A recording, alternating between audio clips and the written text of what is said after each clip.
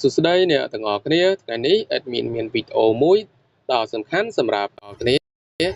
អឺបងប្អូនទាំងអស់គ្នាពេលដែលភ្លេច password ខ្លួនឯងដូចជា Gmail ឬក៏ Facebook ឬក៏កម្មវិធីផ្សេងដែលអ្នកទាំងអស់គ្នាយក Gmail នឹងទៅបង្កើតជាមួយហើយភ្លេច password ខ្លួនឯងបើយើងចូលមើលទៅលើ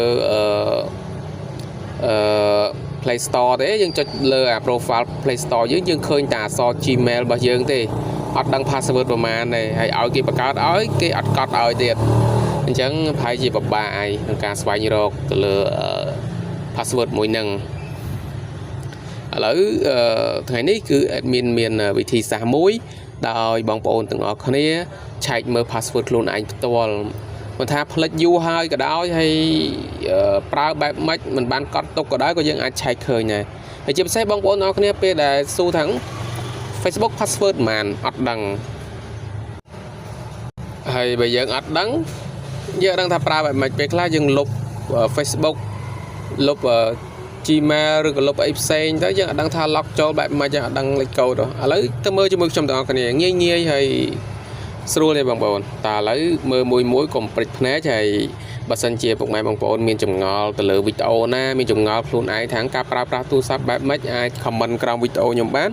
បើសិនជាខ្ញុំដឹងគឺខ្ញុំនឹងធ្វើវីដេអូចែករំលែកទៅកាន់ពុកម៉ែបងប្អូនទាំងអស់គ្នាតើដំបូងយើងចូលទៅកាន់ setting របស់យើងមកបាទចូលទៅកាន់ setting របស់យើងបាទនេះដែលទេបាទចូលកាន់ setting ហើយបងប្អូនអស់មកក្រោមយកពាក្យថា Google បាទយកពាក្យថា Google នេះ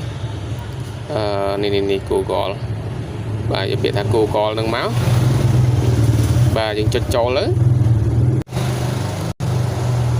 បាទពេលដែលយើងចុចចូលហើយយើងចូលទៅកាន់ profile របស់យើងចូលទៅកាន់កន្លែង Gmail របស់យើងនៅខាងលើនេះអ្នកនរគ្នាកន្លែង Gmail របស់យើងហ្នឹងបាទយើងចូលមកបាទយើងចុចចូលពឹបមកហើយយើងនឹងឃើញពាក្យថា Google account ហើយនឹង manage account on this drive នេះខាងក្រោមនេះអ្នកទាំងអស់គ្នាបាទនេះឃើញទេខ្ញុំគូសហ្នឹងណាហ្នឹងហើយចូលឡើងនឹងមួយមកបាទចូលមកដល់កន្លែងហ្នឹងគឺវានឹងឃើញពាក្យថា Google អញ្ចឹង Google របស់ខ្ញុំគឺមាន7 password ឃើញលេខ7នៅកន្លែងហ្នឹងបាទគឺ7 password ហើយខាងក្រោមនេះដែលខ្ញុំភ្ជាប់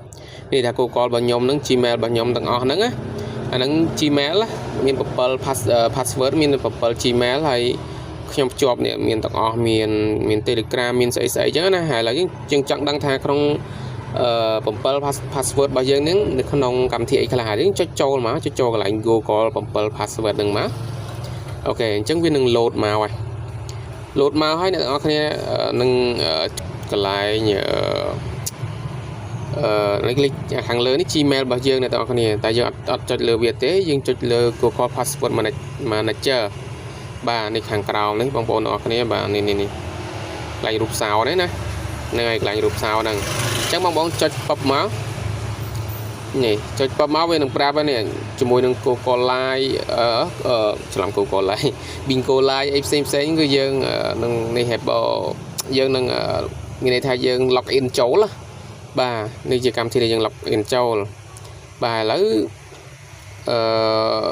ខ្ញុំចុចទៅលើ Bingo Live មួយមកនេះកន្លែង Bingo Live យើងហើយខាងលើនេះជា password បាទបងប្អូនខាងលើនេះជាឈ្មោះរបស់កម្មវិធីហើយខាងក្រោមនេះជា password ដែលយើងភ្ជាប់អញ្ចឹងពេលដែលយើងចុចរូបភ្នែកនេះចុចអារូបភ្នែកហ្នឹងណាគឺវានឹងឃើញលេខនិងអក្សរនៅក្នុងហ្នឹងហើយអញ្ចឹងខ្ញុំអត់ចុចទេខ្ញុំគាត់ទៅបង្ហាញបងប្អូនអរគ្នាទេហើយយើងចង់ដឹងថានេះចង់ដឹងថា Facebook របស់យើង password ប៉ុន្មាន Gmail របស់យើង password ប៉ុន្មានដែលយើងគង់ឲ្យប្រើហ្នឹងណាបាទយើងចុចទៅលើ Facebook យើងមកបាទឥឡូវចុចទៅលើ Facebook គឺវានឹងប្រាប់យើងនេះហើយយើងនេះបើយើងចង់ដឹងចុចកន្លែងរូបភ្នែកហ្នឹងមកវានឹងបង្ហាញ password ឲ្យយើងហើយបាទហើយតកតងជាមួយនឹងឈ្មោះ Gmail របស់យើងនៅខាងលើហ្នឹងណាអាហ្នឹងគឺយើងកំពុងតែប្រើហ្នឹងហើយ Gmail ហ្នឹងអញ្ចឹងគេអត់ដាក់ឲ្យទេបាទហើយខាងក្រោមនេះគឺវាប្រាប់យើងបន្ថែមទៀតនេះឃើញអត់នេះ Gmail របស់ខ្ញុំបាទអញ្ចឹងយើងចុចរូបភ្នែកហ្នឹងទៅឃើញបងប្អូនអរគ្នាបាទវីដេអូគឺមានតែប៉ុណ្្នឹងអញ្ចឹងបងប្អូនទាំងអស់គ្នាដែល មានចម្ងល់អីផ្សេងៗអាច comment នៅក្រោមវីដេអូបានខ្ញុំនឹងធ្វើវីដេអូប្រាប់បងប្អូនទាំងអស់គ្នាបាទហើយកុំភ្លេចចុច Subscribe និងចុចរូបកណ្ដឹងដើម្បីទទួលបានវីដេអូថ្មីៗបន្ថែមទៀតណាបងប្អូនបាទអរគុណជួបគ្នានៅវីដេអូក្រោយ